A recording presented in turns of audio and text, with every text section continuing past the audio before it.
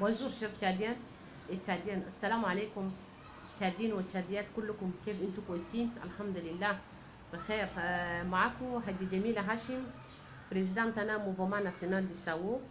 انا نشكركم كثير التشادين والتشاديات، وديما نقول لكم لا تنسوا الدعاء، لا تنسوا الدعاء، ربنا سبحانه وتعالى يساعدنا ان احنا نتكلموا في الوطن المتاخر ليه 50 سنه ديكتاتوريه، و50 سنه له التعب، والشعب التشادي متشرد في ديار الناس. ونحن قلنا نحاربوا الديكتاتوريه ونحاربوا القبليه والعنصريه اللي ادريس ديبي كونها. ادريس ديبي حكم 50 سنة 30 سنه، وفي ال 30 سنه دي التشاد مؤخره 50 سنه في العالم. نحن قلنا من هدفنا لم نتراجع ابدا. ادريس ديبي لو هو موجود او ما موجود، نحن هدفنا الوطن. وبالنسبه ليه هو لو مريض نقول له ربنا يديك العافيه. نحن قلنا ساوو ده انا كل شعب التشادي عامه، نحن دايرين الوحده ودايرين التكاتف ودايرين التراجع لوطننا. كفايه للذل وكفايه للتشرد في ديار الناس، كفايه للغربه، كفايه لكل شيء. اليوم نحن نقول الحمد لله عندنا حزب ساووه، واليوم ساووه حقنا ده ان شاء الله ربنا يساعدنا ونأسسوا الديفلوبمنت حقنا للتشاد تمشي لقدام. نحن كلنا تشادين وتشاديات، لنا 15 مليون مواطن تشادي، وفي 15 مليون مواطن تشادي نحن دولتنا عندها كل شيء. الحمد لله عندنا البترول، عندنا البهائم، عندنا الزراعة، عندنا كل شيء في تشاد. شغل كم مقصر كم ما في. تشاد هي دولة غنية، تشاد لها كل شيء، لكن بالأسف هي عايشة 50 سنة ديكتاتورية. وفي ال 50 سنة ديكتاتورية دي احنا قلنا نحاربوا النظام الديكتاتوري، نظام الفاشل، نظام هنا إدريس ديبي. فوالا. أنا كصفتي مواطنة وصفتي كتشادية نحب الشعب التشادي ونحب التقدم لبلدي. شايفين كيف؟ أنا لم نريد الفصل للشعب التشادي، ولم نريد الفصل لأي مواطن تشادي، لأن ربنا قال فقد كرمنا بني آدم.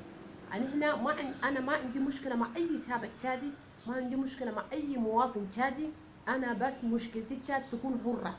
ده الأساس اللي أنا مؤسسة فوقه، ونقول إن شاء الله ربنا سبحانه وتعالى يساعدنا وينصرنا على هدفنا اللي احنا ماشيين فوقه.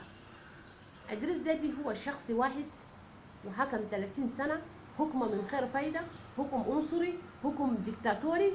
واللي هو الحين هو مريض، لو مريض نقول له الله يديك العافية، لكن احنا من هدفنا لم نتراجع أبدا، لم نتراجع أبدا. لازم تشاد تكون حرة، لازم تشاد تكون حرة، عشان ده أدعو لنا ربنا. من خير ربنا ما فيش حاجة، ما فيش حاجة. ونشكر كل شعب التشادي. خليكم متوحدين، وخليكم من غير عنصرية ومن غير قبيلة. نحن ما نحب العنصرية ولا نحب القبلية. انت مسلم ومواطن وتشادي، انت تشادي ده كان مسلم كان مسيحي كله، انت لماك علم البلد ولماك الدرابو حقك ولماك الوطن. العنصرية دي يا جماعة خلوها منكم بعيد، لان احنا لم نحب العنصرية، وكلنا ابناء تشاد واحد. السياسه هندي بي التكنولوجيا هو الاماها دي الصناعه دي، يعني ضد الشعب التشادي، عشان الشعب التشادي ما يعرف ياخذ حقه وين. عرفت كيف؟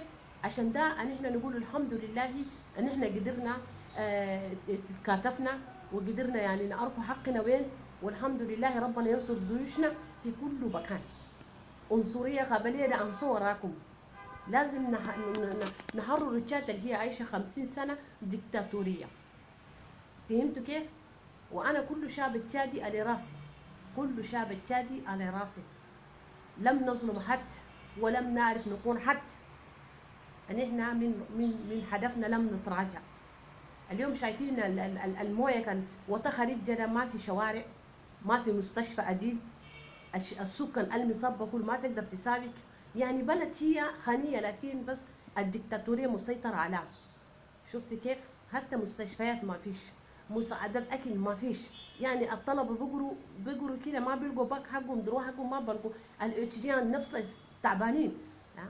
السالير عنده مشكله، الدنيا كلها لاس. يعني احنا ليش؟ يعني احنا ما في دوله تجي تصرف لنا من برا.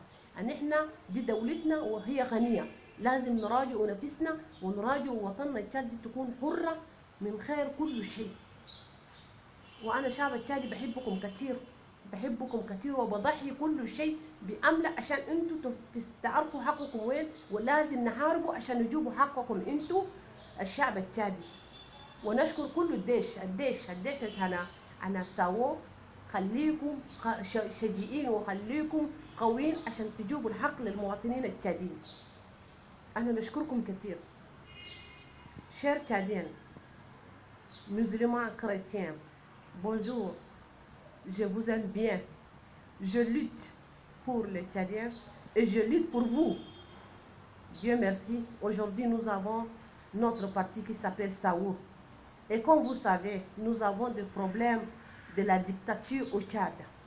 La dictature, ça continue jusqu'à maintenant, ça fait 50 ans. Nous on dit merde à la dictature. Parce que les choses qui s'appellent la dictature, c'est pas bien. Vous savez très bien. Le Tchad, c'est notre pays, mais elle est riche. Elle est riche, mais elle est en retard parmi les autres pays. Regardez les autres pays qui sont en train d'avancer. Mais nous, les Tchadiens, jusqu'à maintenant, nous sommes là dans la dictature. Et comme vous savez, depuis ce qu'il est en train de refaire au Tchad, tout le monde sait. Nous, les Tchadiens, il faut qu'on libère notre pays. Il faut qu'on libère. Ça suffit 50 ans. On a des problèmes de développement, on a des problèmes de santé, on a des problèmes quand la saison pluie, catastrophe. Le Tchad, ce n'est pas un pauvre. Le Tchad, c'est un pays riche. Elle a du pétrole. Elle a tout. Mais pourquoi les populations souffrent? Nous avons 15 millions. Et avec la dictature de Déby, vous voyez ce que Déby est en train de faire. Parce que les Tchadiens sont 6 personnes qui parlent sur la réalité. Il sera où? Vous savez très bien. Nous, on n'a pas besoin de garder toujours la dictature dans notre pays. Il faut que le dictateur Déby quitte. S'il est malade, on dit Dieu donne la santé. Nous ne sommes pas mauvais. Mais notre objectif, nous, on ne recule jamais de notre objectif. Il faut que Déby quitte. S'il est là ou il n'est pas là, notre objectif, que le Tchad sera libre. Le Tchad sera libre pour tous les Tchadiens. Nous sommes fatigués de la dictature. C'est ça que je voudrais dire. Courage à tous les Tchadiens. Priez-nous à Dieu. C'est Dieu seul qui prie. Dieu seul qui nous aide. Sans Dieu, nous ne sommes rien.